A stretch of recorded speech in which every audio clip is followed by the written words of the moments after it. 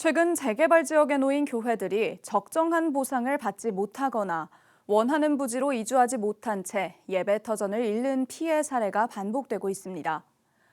이 같은 피해의 근본적인 원인과 대책은 무엇인지 알아봤습니다. 보도에 권현석 기자입니다.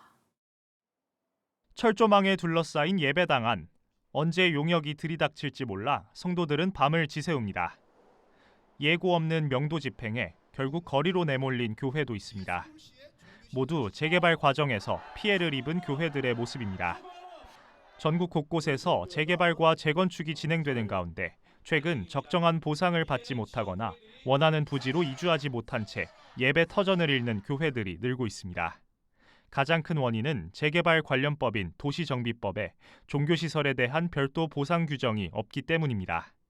서울시의 경우 지난 2009년 대토 보상을 원칙으로 하는 종교시설 처리 방안을 발표했지만 법적 구속력이 없다는 판례가 나오는 등 실질적인 보호 장치가 되지 못하고 있습니다.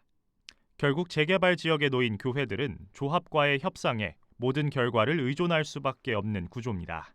내가 아무리 허름한 단독주택을 가지고 있어도 아파트 세 분양권을 주잖아요. 근데 교회는 비영리 단체라는 것 때문에 지금 현재 법에서 정해진 것은 현재 내가 가지고 있는 땅에 대한 보상 감면 가격, 그다음에 현재 있는 우리 건물에 대한 보상 감면 가격, 이것밖에 없는 거예요.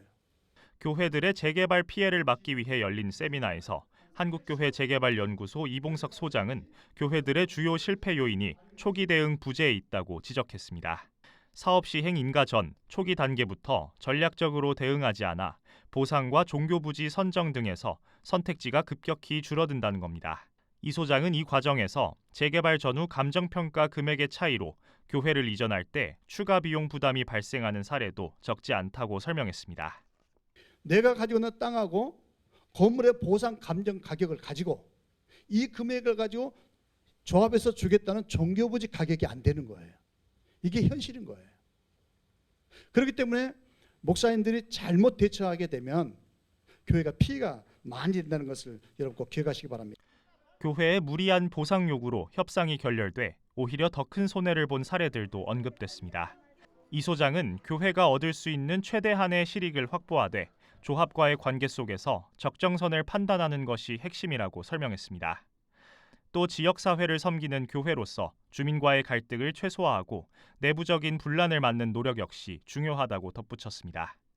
한편 이 소장은 법이 보장하지 않는 영역에서 조합과 협상하는 일은 일반적인 목회자의 역량만으론 한계가 있다며 반드시 전문가의 도움을 받아 대응할 것을 당부했습니다.